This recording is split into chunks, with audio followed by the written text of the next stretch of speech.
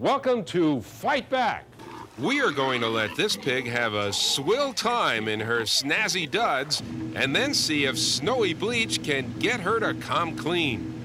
An imprisoned auto burglar shows us how easy it is to break into any car with or without a security device. Some mail-order weight loss items are only slimming down a buyer's wallet. We'll show you how. Paper grocery bags may be on their way out, but you can fight back if plastic is not your choice. Paper or plastic bag, sir? And we'll have more confusing and amusing labels on ads that we are just rushing to show you. All this right here on Fight back, don't let anyone push you around. Fight back, stand up and hold your ground. Fight back, if someone tries to do you in. Fight back, show them that they just can't win. This is one television show where we really do air out our dirty laundry, but you know, sorting laundry is nothing but a drag. But I wonder, how many of you have ever had to face up to a dirty shirt like this? It looks like it was worn by a pig, doesn't it? How did it get this dirty? Well, that's a very interesting story. It starts here at beautiful Cal Poly University in Pomona, California. It's made up of 6 academic colleges and 2 centers with over 19,000 students. We are here because of a letter from Thomas Watts of Okmulgee, Oklahoma. He wants us to challenge a Snowy Bleach commercial. But does he want us to use a Cal Poly student? No. So we went to the swine unit of the Animal Science Department in the College of Agriculture. We had to find a pig with good taste. To demonstrate new advanced formula Snowy, we tried it on a real pig. New Snowy with enzymes removed the piggiest stains safely and left this pig's clothes smelling fresher. Advanced formula Snowy. It's piggy-proof. Is this possible volunteer skeptical? Wait a minute, guys. This could be your big chance. An appearance on national TV. The sweet smell of success. All you have to do is put on a shirt and wallow a little in the mud. Wallow in the morning? No way, says animal science professor Edward Fonda. Pigs don't wallow in the morning, though. After their cup of coffee, they like to just go lay down, but they don't like to wallow. So initially, since we did this early in the morning, we felt that there was going to be a problem, and that's why we had to exercise them a little bit. Okay, here comes our volunteer. Boy, is she eager. I think she knows that this is her big chance. But she needs a stage name. How about calling her Pollyanna? And here is our shirt. When we asked Snowy Bleach how they did their commercial, they not only gave us all the details, they sent us the actual shirt that they used. The only detail they left out was how they got the shirt on the pig. We left this up to Dr. Fonda to figure out. But Pollyanna is much bigger than the sow they used on the commercial. So Dr. Fonda had to make a few alterations. Don't you just love those French cuffs? Now, folks, there's a stylish sow. The problem is to get Pollyanna to wallow. Pigs are very smart and basically very clean, according to Dr. Fonda. They wallow only when they get hot. The temperature had not yet reached the wallowing hour because we were taping this challenge in the early morning. Some of the other pigs seemed to be saying, "Come on, Pollyanna, you can do it." We all waited anxiously as she went to the wallowing spot. Lay down. Lay down. Lay down. You know you want it. Ah, there she goes. And that's how I happened to end up at this laundromat with a shirt that looks like a pig wallowed in it, because one did. But will the combination of a detergent and Snowy Bleach clean up this mess as claimed on the commercial? We're going to find out. We're going to put our shirt in the washer. We have the necessary amount of Snowy Bleach. We also have the leading detergent that they used on the commercial. We're going to close our washer. We have 85 cents to start it, and let's find out. And we'll see the results as Fight Back continues.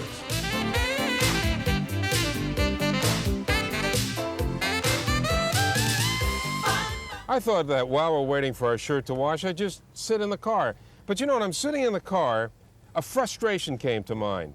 And that is that people are breaking into cars to rip off radio seats, whatever. I mean, it's gotten to a point now where if you put a good radio in the car, you have to have it installed in a way that you can lift it out and take it with you so that it's not stolen while you're at the laundromat or any other place. And then what you have to do is have something to carry it around in, because you don't want to leave it in the trunk, because the thief is liable to bust into your trunk to see if the radio's there. So you put it in a nice little bag like this, and you carry it around with you. Well, you know something? This is nothing but a hassle and a pain in the neck. We went to the Sierra Conservation Center in Central California when Michael Scott was serving a 2-year sentence for auto burglary. Until he was finally caught and convicted, he made his living breaking into cars, stealing stereos, and anything else he could find. When I was breaking into cars, primarily to support a drug habit, I was hitting as many as 10 cars a day, every day, 7 days a week. Okay. Office building areas, studios, body shops that work on the type of cars I like to hit, which are basically European type cars. They're easy to get into. There's nothing physically that they can do to the car that would stop me from removing the stereo, which is mainly what I go after, because the entire dash section is plastic. So, you know, if they bracket the stereo to something, it'll be just the plastic, and I'll just either break it or tear up the dash, whatever is more convenient for me. Scott says car alarms very rarely kept him from getting what he wanted inside. But I've seen this alarm sticker. Well, they got an alarm. There must be something in there worth protecting. Alarm system's just going to make me work faster and probably tear up the person's car. I mean, if I have time, I'll probably take my time and get the stereo out nice and clean. If I have to rush, then I'll just take a section of the dash with me along with the radio. Scott also had some advice on the so-called Benzie box radios, which slide out of the dash. Most people hide the radio in the trunk, but that doesn't make it any less easy to steal. Don't pull it out and leave it in the car, because I'll look in the car, or someone like me will look in the car and see the box that the radio would slide into. And since the last time I was out, 9 times out of 10, I would go ahead and go in the car anyway, search around, and there it is, either under the seat or in the glove box. You know, it's unfortunate that they don't have a designer bag like this one that's big enough to carry around the seats from your car or the bumpers or some of the other things that they rip off. Anyway, I want to thank Michael Scott, who wrote to me while he was in prison after he'd seen one of our past reports on auto theft, and he offered us these insights. He has since been paroled, and I wish him a lot of luck in his new life. Now, let's go back to the laundromat and see what's happening with our pig shirt. Well, the wash cycle on the pig shirt is just about finished. Got my radio here for safekeeping. But while we wait, let's open up our horror file with letters from you, our viewers, dealing mostly with some very confusing help wanted ads. And here's the first letter. It comes from Ramon Torres, who lives in Canoga Park, California. He says, I found this ad in the Los Angeles Times. It refers to a job position requested by the Jet Propulsion Laboratory of the California Institute of Technology. They are looking for a financial analyst with a Bachelor of Science or Arts degree plus 65 years of related experience. Ramon says, can you imagine?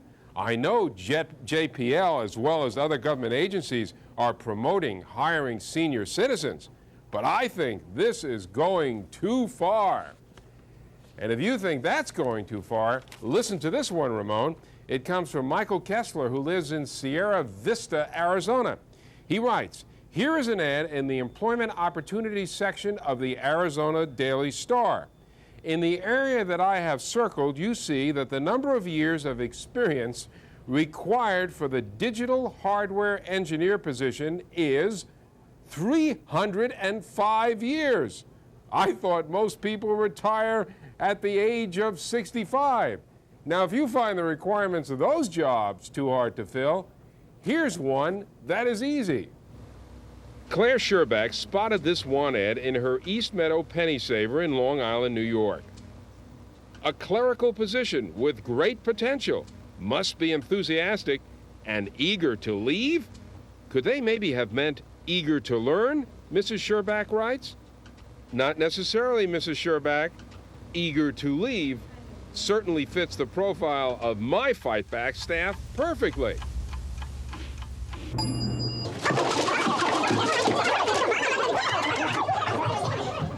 Now that's what I call eager to leave. You see why we get things done so fast on this show? 3 seconds after 5, and the whole staff was gone.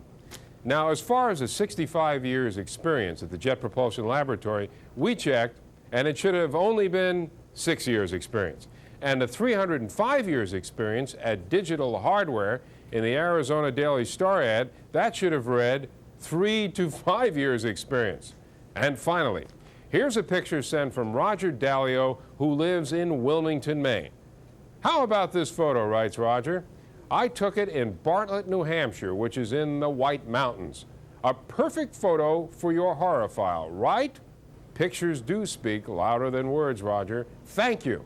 And if you find a picture, an amusing or confusing label or ad, send it to me. And if we can unscramble it on the show, we'll send you a Fight Back t-shirt and a copy of our theme.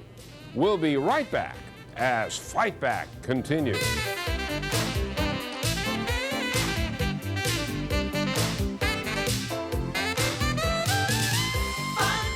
All of you folks who wait around laundries know that there's nothing more boring than waiting for your wash to be finished, but stand by because our shirt's going to be out any second now. Meanwhile, I received this letter from viewer Carolyn DeMott, who lives in Tucson, Arizona. She said that she had been cheated when she ordered a mail order item. It was for an invisible girdle. Now, she looked carefully at the ad and decided it looked so good that she would order 2 of them. But when she received them in the mail, she knew immediately that she had been squeezed for some money unnecessarily. This is the ad that our viewers saw. It says, "The invisible girdle. Look pounds slimmer, sizes smaller, instantly." This is what the girdle actually looks like. It's only about 6 inches wide, about half as large as it looks in the ad. When our staff members tried it on, the girdle wouldn't stay flat. It kept curling into a roll, like a bicycle inner tube around her waist. This girdle obviously had no slimming effect on our amused model. The ad makes a lot of exaggerated claims like, slip into our amazing new invisible girdle and friends will insist that you've lost 10 pounds. But, as you've just seen, none of that is true. I try to contact the company in New Jersey, but the phone number is unlisted. One of the reasons we see so many companies selling mail-order junk like this is because people don't take the time, first of all, to return the item because it costs so little, or they don't report it to a government agency like the Federal Trade Commission or the U.S. Postal Inspection Service. So these agencies can't act until they receive a complaint against these mail-order outfits. Now, if you get upset because you feel that you've been taken on a mail-order item, don't just take the loss, no matter how small it is, and forget it. Turn the company in. You know, one of the things our producer always complains about is it takes me too long to get from one place to the other while we're shooting the show. So what he has devised is something that he calls the Instant Host Mover. And that's a smooth transition to the supermarket. Anyway, we're here. And when you're at the market, there are a lot of decisions that you have to make. And one important one is the answer to this question. Paper or plastic? Plastic. What would you like, paper or plastic? Paper, please. Paper bag. Should I have paper or plastic bag, sir? I'd like to have paper in plastic, please. Paper or plastic?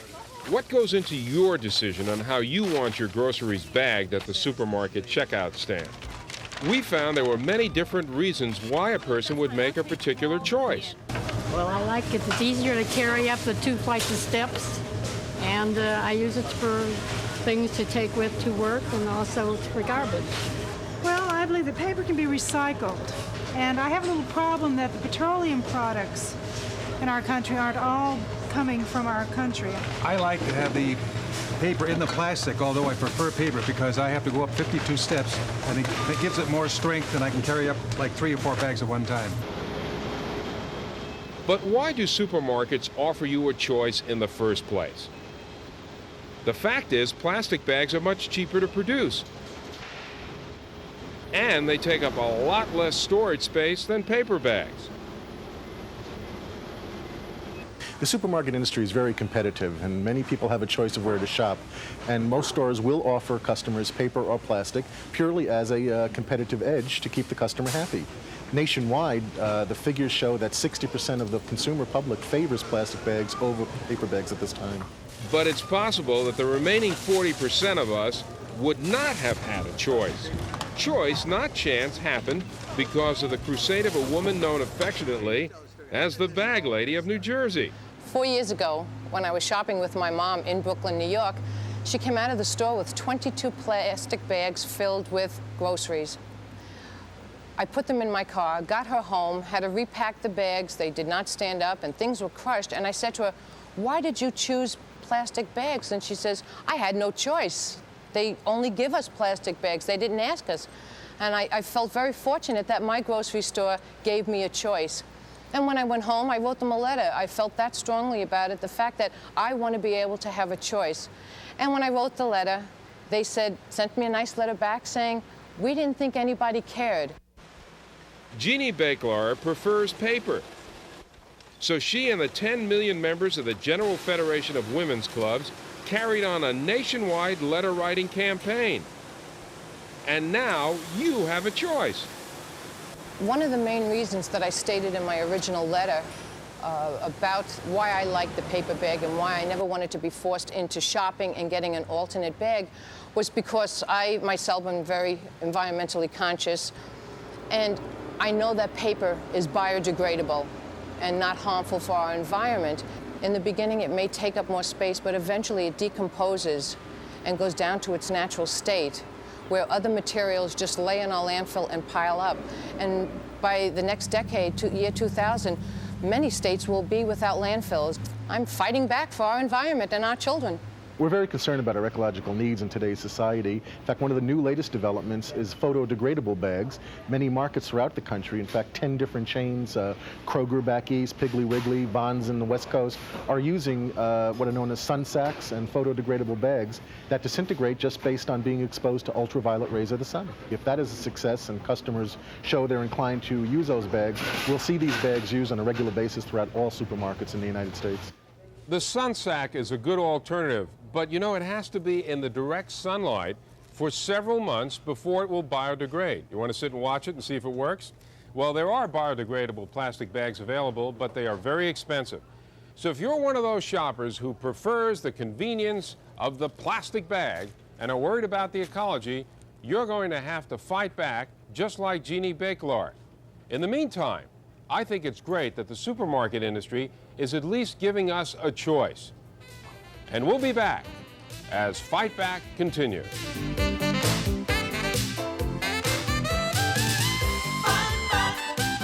Okay, the time has come to find out how our pig shirt did in our commercial challenge. In case you just tuned in and don't have any idea what I'm talking about, here's a little review while I take the shirt out of the dryer and try it on. Earlier, we took this shirt sent to us by Snowy Bleach and put it on a pig. Ridiculous, you say? Well, how else were we going to challenge the claim made on this commercial?